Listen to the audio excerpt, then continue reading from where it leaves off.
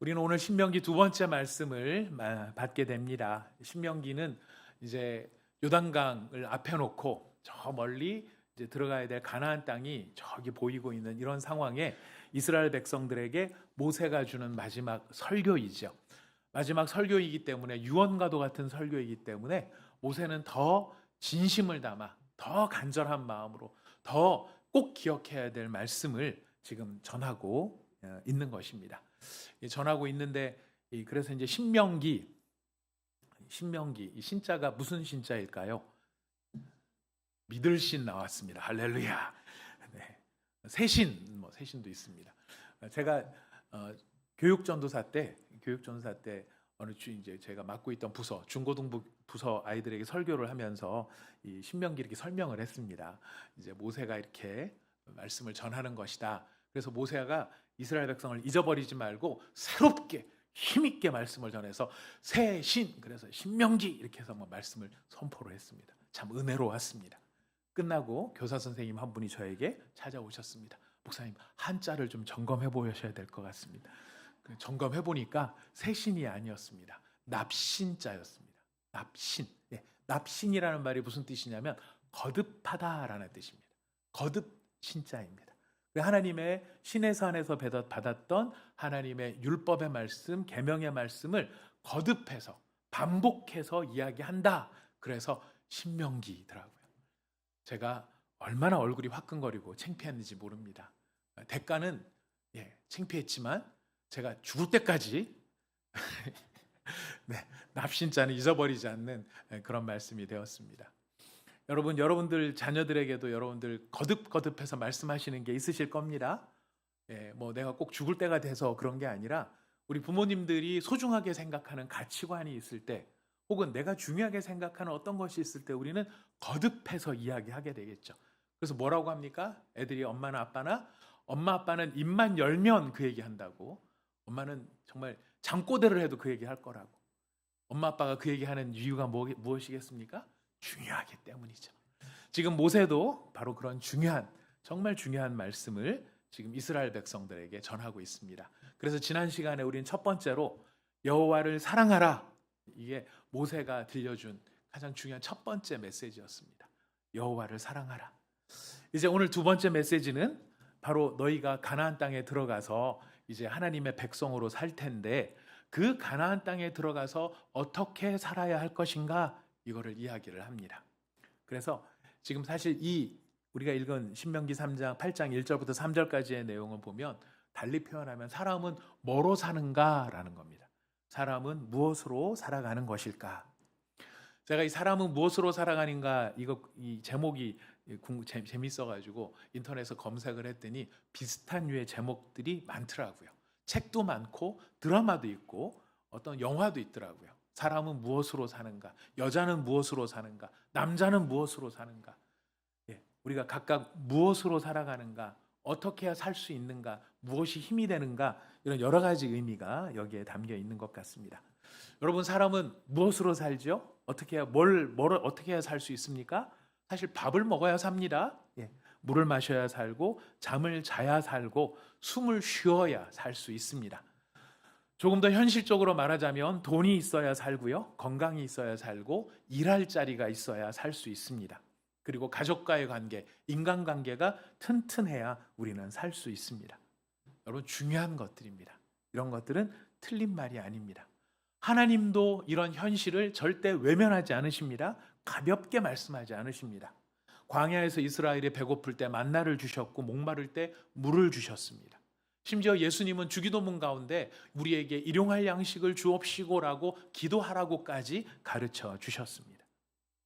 이런 부분들이 굉장히 중요한 것이죠. 하지만 사실 오늘 신명기의 본문은 우리에게 좀 더 깊은 질문을 던지게 됩니다. 정말로 너를 살게 하는 게 무엇일까? 정말로 진짜로 떡도 좋고 다 좋은데 진짜로 진심으로 네가 살 수 있는 것, 너를 살리는 것이 무엇이냐? 이것을 모세가 물어봅니다. 그래서 하나님은 오늘 말씀하시죠. 사람이 떡으로만 사는 것이 아니요 여호와의 입에서 나오는 모든 말씀으로 사는 줄을 너에게 알게 하려 하신다. 이 광야 생활을 쭉 지속해온 이유는 네가 좀 알아야 된다. 깨달아야 될 필요가 있었다. 이건 명제가 아닙니다. 사람이 떡으로만 살 것이 아니요 하나님의 말씀으로 살 것이니라 하고 한 명제가 아니라 이스라엘 백성들에게는 마음과 뼈에 새겨져야 될 깨달음이 됐어야 되는 겁니다. 그래서 하나님이 너한테 알게 하시기 위해서 이렇게 했다라고 이야기를 하십니다. 여기서 떡은 단순히 먹는 것만을 의미하는 건 아닙니다. 비유적입니다. 모든 게 사람이 살아가기 위해서 붙드는 모든 현실적 조건이 여기에 다 들어가는 겁니다. 먹을 것, 입을 것, 돈과 건강과 직장과 관계, 그리고 다른 사람으로부터 인정받는 것, 내 마음에 안정되는 것, 사랑하는 자녀들이 편안하게 지내는 것, 내가 열심히 일하는 봉사하는 사역의 열매까지도 모든 것이 다 이 떡이라는 말 속에 들어가 있습니다. 그래서 우리는 이것들이 넉넉하면 좀 잘 살 것 같습니다. 근데 이것들이 부족하면 뭐 하나라도 부족해지면 우리 마음은 사실 무너지는 것처럼 위축될 수 있습니다. 그러나 하나님은 말씀하십니다. 사람이 떡으로만 사는 것이 아니다. 거듭 말씀드립니다만 떡이 필요 없다는 게 아니에요. 하나님 만나도 주시고. 하지만 떡은 필요하지만 떡이 생명은 아니라는 거예요. 떡은 귀하지만 그렇다고 떡이 하나님은 아니라는 것입니다. 떡은 우리가 살아가는 삶을 유지하게 만들지만 떡만으로는 사람이 살 수 없다라는 것입니다.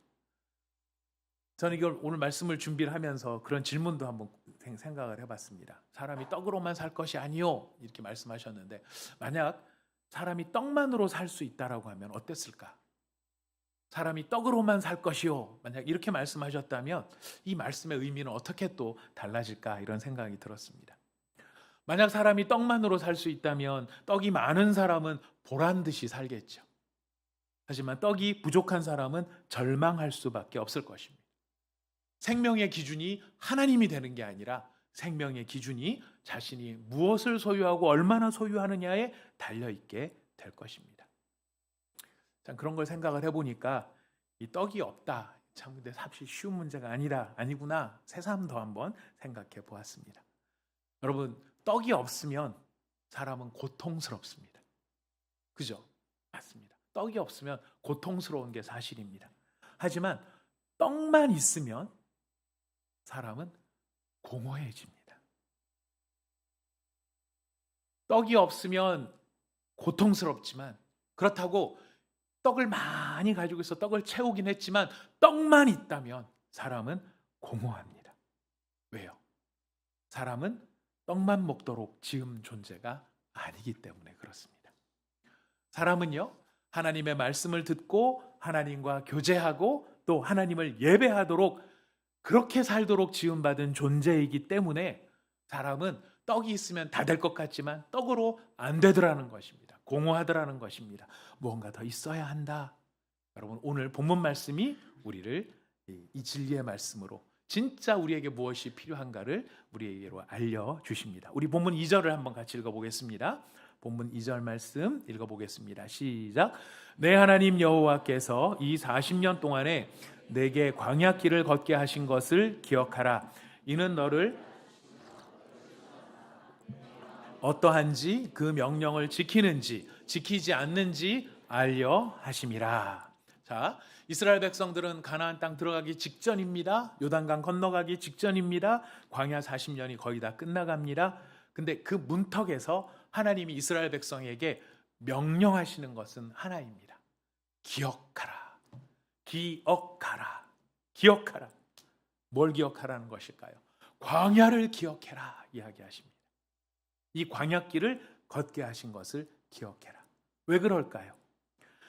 광야의 고통이 끝나간다고 해서 광야에서 배운 믿음까지 잊어버려서는 안 되기 때문입니다. 왜냐하면 가나안 땅에 들어가는 것보다 더 중요한 것은 가나안 땅에 들어가서도 하나님을 잊어버리는 사람이 되어서는 안 된다는 것입니다. 하나님을 잊지 않는 사람, 하나님을 기억하는 사람. 그래서 모세는 하나님 이스라엘 백성들에게 이야기합니다. 광야를 기억하라. 내 하나님 여호와께서 내게 광야길을 걷게 하셨다라고 이야기합니다.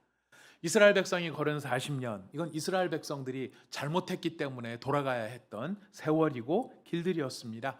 그들의 불순종이 40년의 세월을 더 길게 만들었습니다. 그런데 하나님은 어떠십니까? 그 길어진 40년의 시간, 여러분 가만두지 않으셨죠. 그들의 실패한 이후에도 하나님께서는 그 실패한 시간을 가지고 하나님의 백성의 믿음을 빚어가는 시간으로 그 시간을 사용하셨습니다. 도자기를 빚어가듯이 이스라엘 백성들의 믿음을 빚는 자리, 그 자리가 광야의 시간이 되었다는 것입니다. 여러분, 이 말씀을 생각을 하면 참 위로가 됩니다. 왜냐하면 우리 삶에서도 이런 시간들이 있기 때문입니다. 돌아가는 시간이 있는 거죠. 왜 기도했는데 길이 열리지 않을까? 내가 그토록 하나님 앞에 붙들고 하나님께 의지하고 정말 내 마음을 다해서 하나님 앞에 믿음으로 순종했는데도 왜 가면 갈수록 더 막막해지는 것일까? 그런 경우가 있을 수 있더라는 겁니다. 그럴 때 우리는 왜 하나님 저를 이렇게 두십니까? 언제까지 제가 돌아가게 하실 것입니까? 왜 제 인생은 끝없는 광야와 같은 인생입니까? 이런 질문이 우리 가운데 들 수 있지요. 그때 오늘 신명기의 말씀은 이야기하십니다. 이 길은 버려진 자가 가는 길이 아니다라는 것이, 버려진 길이 아니다라는 것입니다. 이 길은 하나님이 너로 하여금 걸어가도록, 너로 하여금 걸을 수 있도록, 너로 하여금 걷게 하신 길일 수 있다라는 것입니다. 그렇다고 우리는 모든 고통을 억지로 미화하려고 하는 것은 아닙니다. 아픈 거는 아픈 겁니다. 고통스러운 것은 고통스러운 겁니다. 하지만 하나님의 백성에게는요, 한 가지 더 믿음이 있어요. 아픈 걸 아픈 거로 느끼고 고통을 고통으로 느끼지만 그걸로 끝나는 게 아니라 한 가지가 더 있어요. 무엇일까요? 하나님은 이 아픔조차도 헛되게 두지 않으신다라는 것입니다.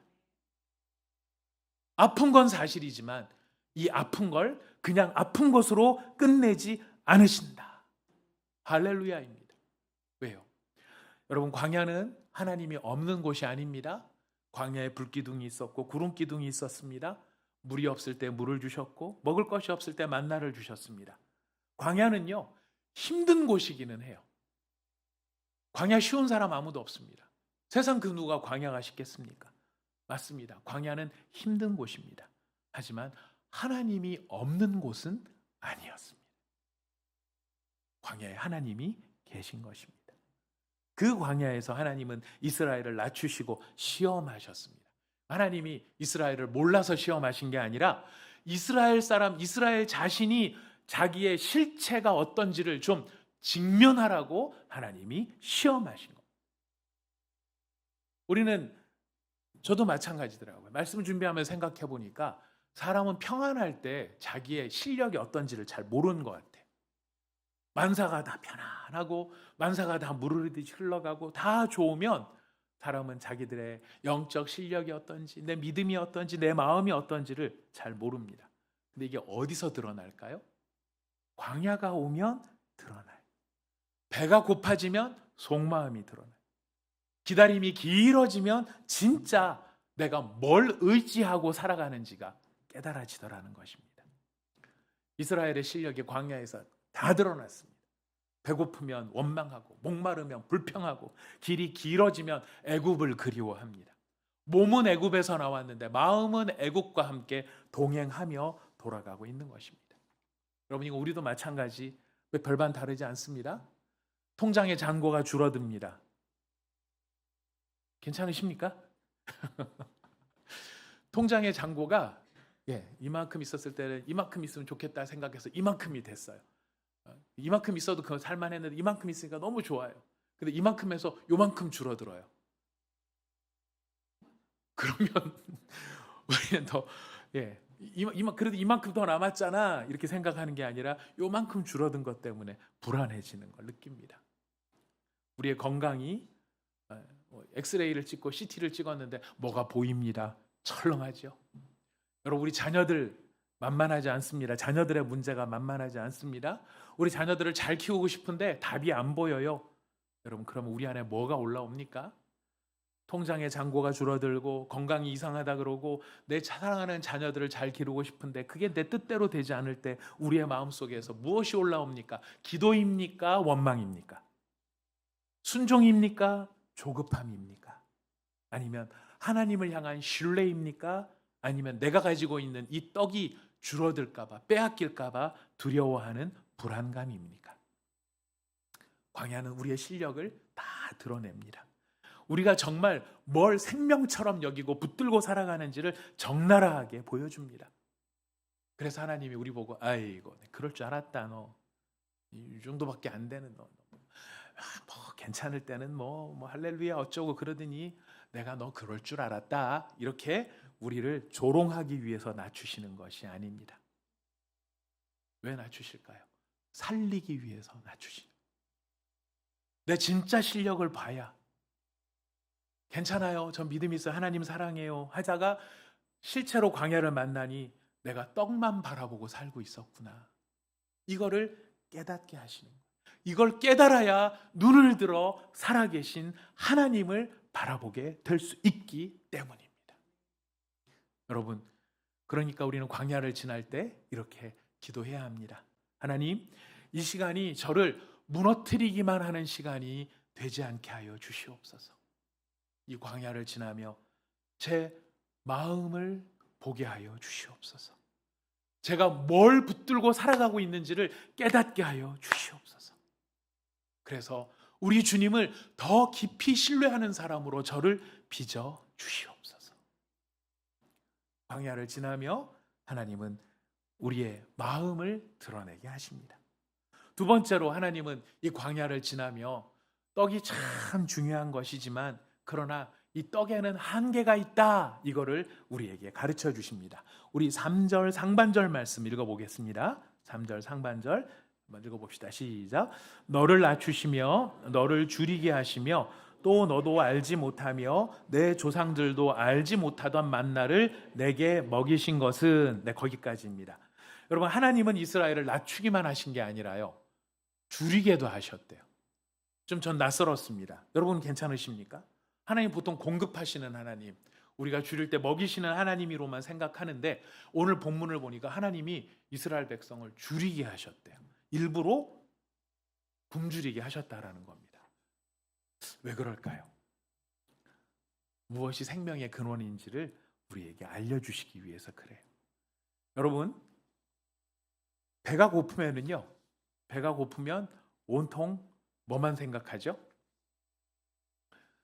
제가 보니까 사람이 복잡한 것 같은데 되게 단순하더라고요. 우리는 지금 음식이 없어서 못 먹는 세대, 굶는 세대는 아닌 것 같습니다. 얼마든지 내가 찾으면은 조금만 일만 하면 다 기본적으로 먹고 살 수 있는 시대, 참 감사한 시대를 살아가고 있습니다. 근데 우리가 이제 인위적으로 이제 밥을 굶을 때가 있죠. 예를 들어서 우리 같으면은 금식기도 할 때, 금식기도 하면 우리가 인위적으로 밥을 굶어 봅니다. 여러분 아마 금식기도 해보신 분들 많이 계실 겁니다. 여러분 저도 금식기도 몇 번 해봤는데요. 제가 할 때마다 이번에는 좀 내가 잘해야지라고 금식을 하는데 사실 패턴이 비슷하더라고요. 금식을 해보시면 아실 겁니다. 첫날은 어떻죠? 증상이? 머리가 너무 아파요. 이게 당이 떨어지니까 이게 막 머리가 막 굉장히 아픕니다. 아무것도 안 먹어야 되는데 금식이니까 그럴 때 머리가 너무 아프니까 진통제를 먹는 게 아니고 포카리 스웨트를 조금 마시면 머리가 가라앉아요. 이 당이 보충이 되면서 머리가 덜 아프더라고요. 근데 머리가 포카리 스웨트를 먹으니까 찝찝하죠, 마음이. 왜? 이게 금식인가 싶은 생각이 들어서 어떡합니까? 그냥 견뎌야지 하면서 기도를 하는데 기도는 안 나오고 두통만 오는 거예요. 머리가 아파요. 근데 다음 날 되면 두통이 사라집니다. 근데 다음 날 기도하면서 여러분 무슨 생각이 드는 줄 아십니까? 제가 이전에 먹었던 것들이 다 지나갑니다. 그때 집사람이랑 거기 가서 이거 먹었는데 맛있었는데, 그때 이거 진짜 맛있었는데 끝나고 나면은 통닭이다. 이제 이러면서 이제 이제까지 먹었던 것들이 앞을 다 지나갑니다. 기도가 됩니까? 먹을 것만 생각나는데 3일째가 되면 어떨까요? 3일째가 되면 금식 끝나고 나면 먹어야 될 것들이 앞을 지나갑니다. 금식 끝나고 나면은 이번에는 어디를 가리라. 내가 지난번에 못 갔던 데 거기를 가리라. 여러분 둘째 날은 기억합니다. 이전에 먹었던 걸 기억합니다. 셋째 날은 기대합니다. 금식 끝나고 뭘 해야 될지 기대가 됩니다. 우리 캐치프레이즈가 여호와를 기대하라, 그가 이루실 일을 기대하라 이건데, 저는 금식하면서 이전에 먹었던 걸 기억하고 앞으로 먹을 일을 기대합니다. 예, 사람이 단순해지더라고요. 생각만큼 사람이 대단하지 않아요. 배고프면 단순해지죠. 그러면서 생각이 많아집니다. 여러분, 이건 억지로 굶는 거라 그렇지만 내가 진짜 먹을 게 없어서, 먹고 싶지만 먹을 게 없어서, 내가 이걸 구하지만 안 되니까, 직장을 구하는데 안 구해지니까, 배우자를 구하는데 안 구해지니까, 내가 살아가는 일 어떤 성취를 이루고 싶은데 안 구해지니까, 해도 안 되는데, 그때는 무슨 마음이 들까요? 될까? 믿음으로 될까? 앞으로 어떻게 버티지? 정말 하나님이 먹여주실까?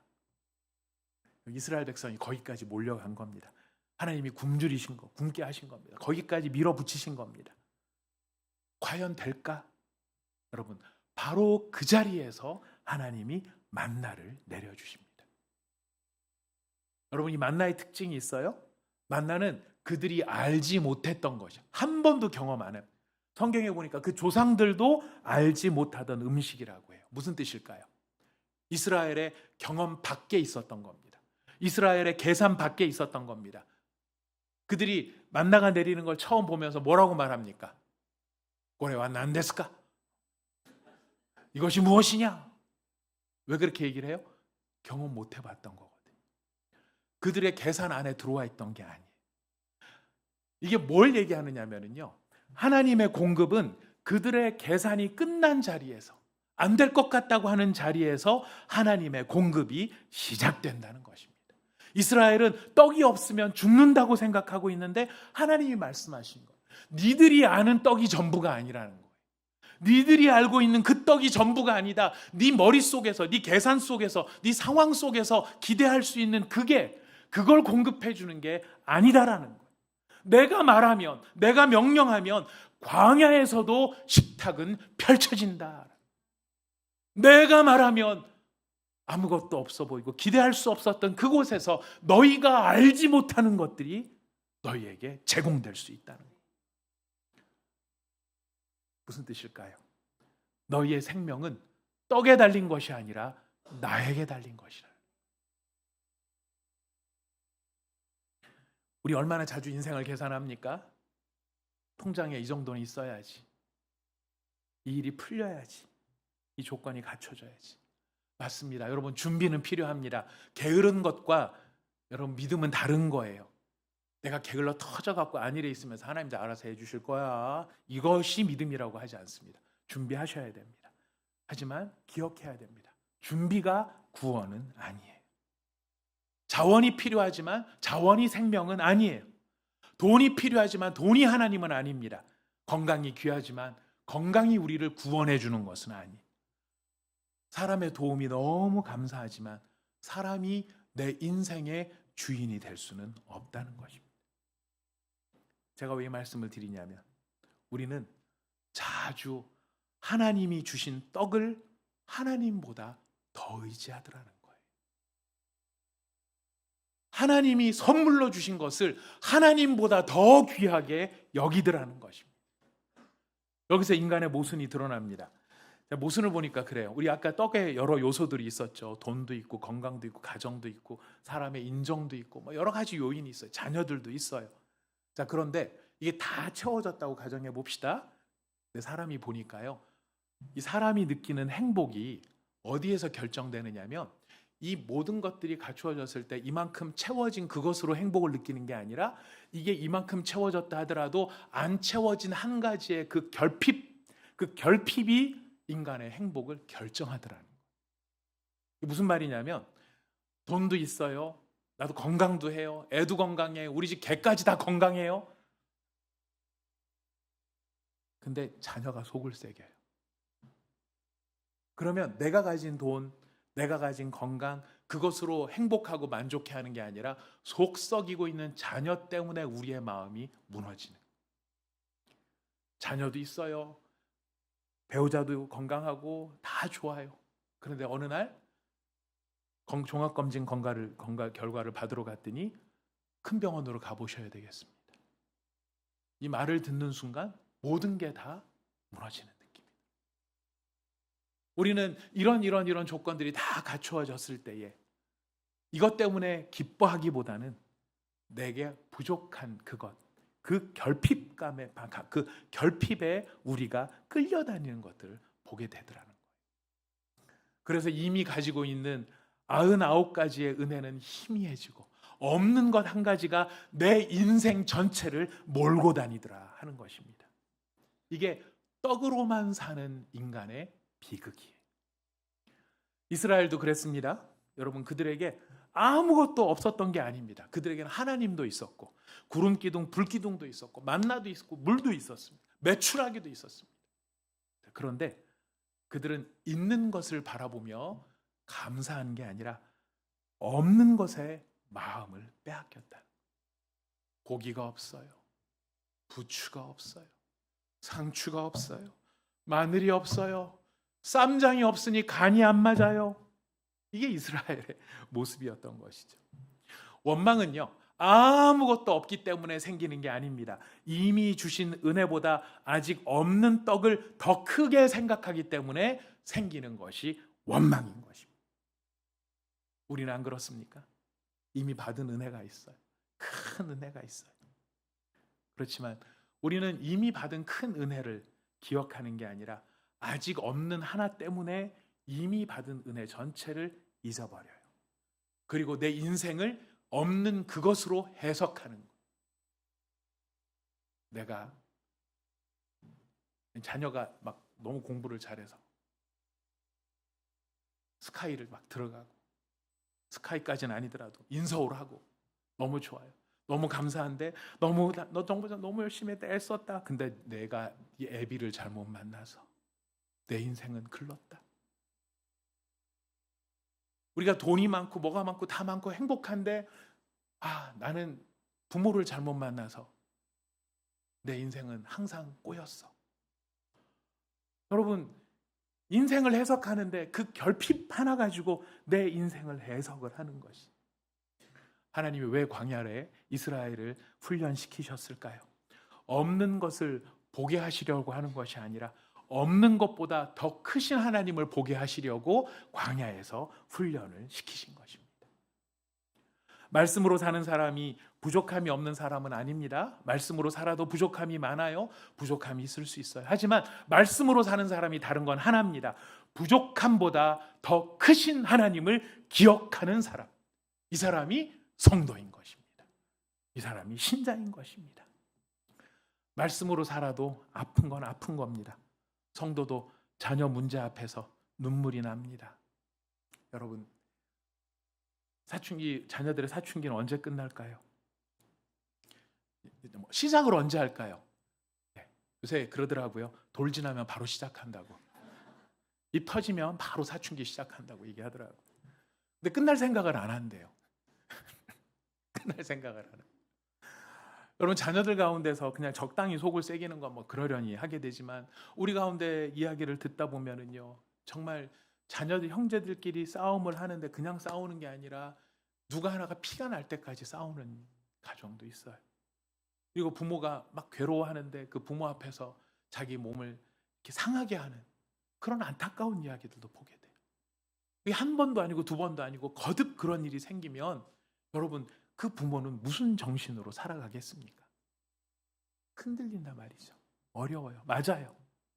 하지만 차이가 있습니다. 우리가 그렇게 지속적으로 흔들린다 하여도 우리가 누구를 붙잡을 때 다시 중심을 잡게 됩니까? 하나님을 붙잡을 때. 하나님을 붙잡을 때. 그래서 말씀으로 사는 사람은요, 부족한 떡 하나 이걸로 내 인생을 해석하는 게 아니라 내가 부족한 떡이 하나 있음에도 불구하고 내 삶을 인도하시는 하나님께 마음을 가져가는 것이, 그때 감사할 수 있게 되는 겁니다. 사랑하는 여러분, 감사는 누가 할 수 있을까요? 성격 좋은 사람이 감사한다. 맞습니까? 틀립니까? 여러분, 감사 맨날 하시잖아요. 왜 안 하시는 것처럼 그렇게 얼굴 모르는 척 하세요? 감사하는 사람은, 감사는 어디서 나오느냐면 기억에서 나와요. 그래서 신명기 8장이 기억하라라고 이야기하세요. 없는 것만 보면 원망이지만 하나님이 주신 것을 생각하면 감사할 수 있게 되는 것입니다. 사랑하는 여러분, 우리 결심합시다. 없는 것 하나가 내 인생을 좌지우지하도록 만들지 마십시오. 하나님의 말씀이 내 삶을 해석하도록 하나님의 말씀에 내 삶을 내어놓읍시다. 그리고 그 말씀이 내 삶을 이끌어가도록 우리가 말씀 앞에 우리를 맡겨드립시다. 하나님은 이스라엘 백성을 낮추셨지만 버리지 않으셨고요. 시험하셨지만 포기하지 않으셨습니다. 광야로 이끄시지만 광야 한복판에 식탁을 차려주십니다. 기억하십시오. 하나님은 오늘도 우리에게 만나를 주십니다. 근데 우리가 감사하지 못하는 것은 우리는 만나를 원하는 게 아니라 애굽의 떡을 기대하기 때문에 감사하지 못할 수도 있습니다.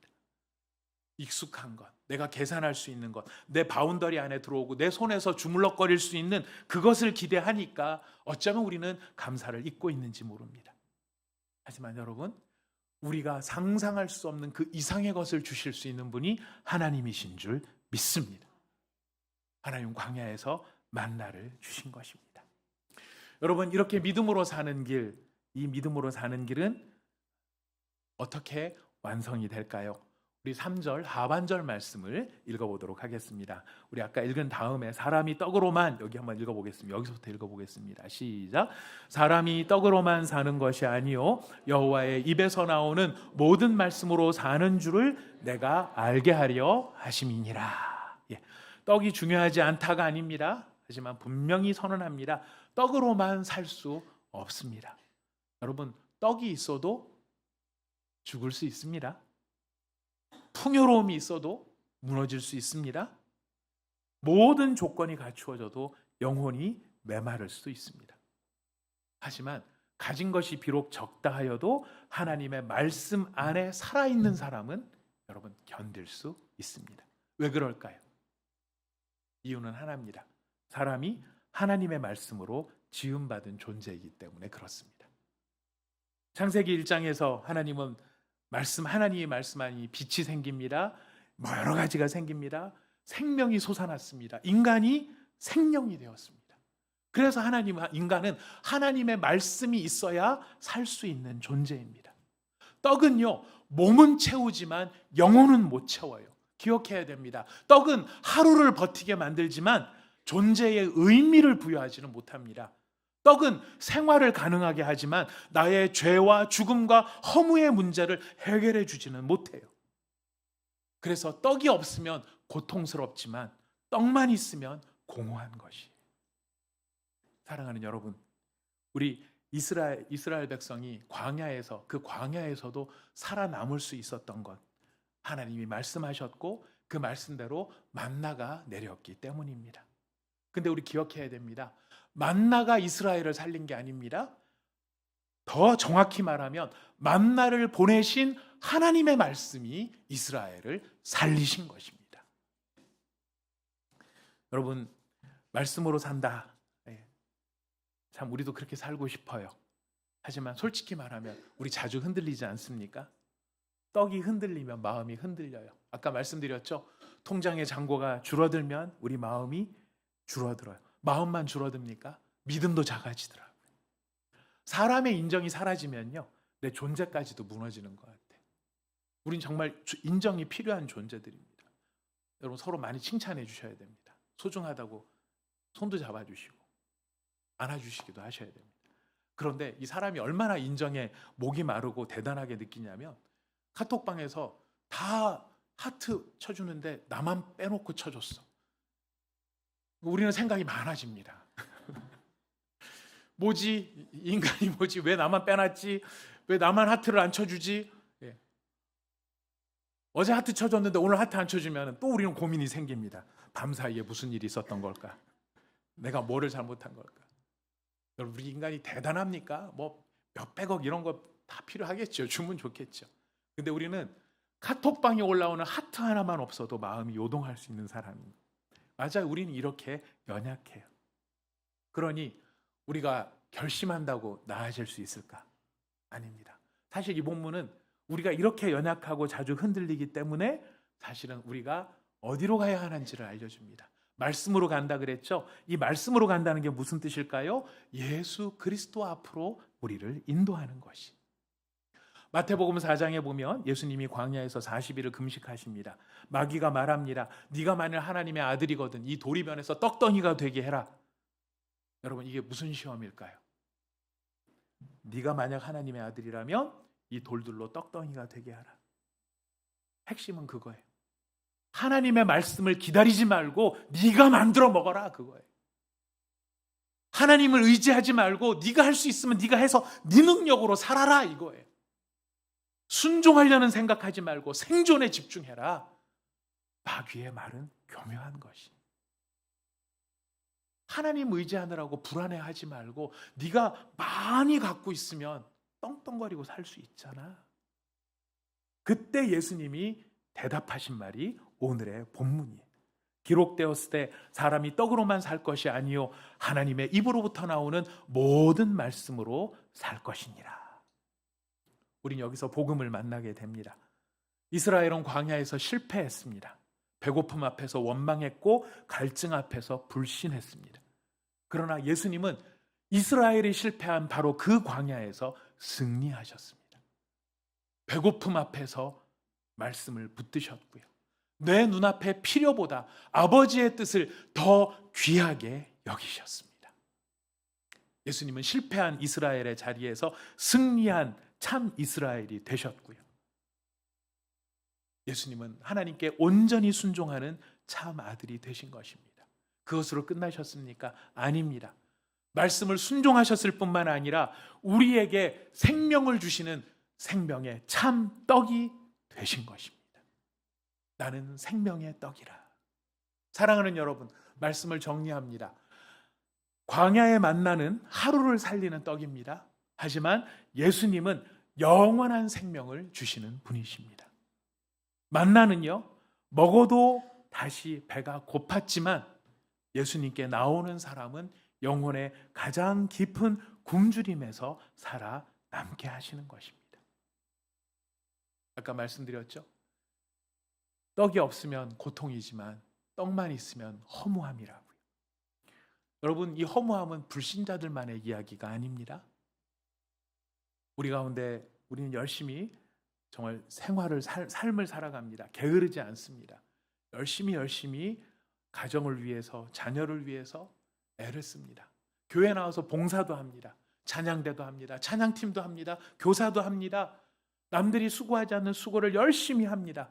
이런 많은 일들 우리가 감당합니다만 어떤 때는 우리 마음에 허무함이 찾아올 때가 있어요. 주를 위해서 수고하는데 허무함이 찾아올 때가 있어요. 말씀을 열심히 공부하고 말씀을 전하는데 허무함이 찾아올 때가 있더라니까요. 여러분, 그때가 어느 때인 줄 아십니까? 왜 그런 일이 벌어지는지 아십니까? 떡만 있기 때문입니다. 내 안에 예수가 계시지 않기 때문에 허무함을 느끼는. 봉사를 하는데 주를 위해서 봉사하지만 내 안에 주님은 안 계신 거예요. 내가 주를 바라보면서 열심히 달려가지만 내 안에 예수가 안 계신 거예요. 주님을 믿노라고 얘기하지만 내 안에 오직 떡만이 가득하고 어떻게 이 떡을 채울 것인가 이 생각만이 가득할 때 우린 교회를 나와도 허무해지고 봉사를 해도 허무함이 느껴지고 남다른 수고를 해도 허탄함이 느껴지더라는 겁니다. 어떻게 해야 될까요?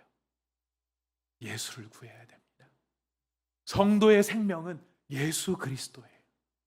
성도의 능력은 오직 예수 그리스도예요. 예수님이 내 안에 채워져야 우리가 사는 겁니다. 예수님이 내 안에 회복되셔야 목사도 살고 교사도 살고 선교사도 삽니다.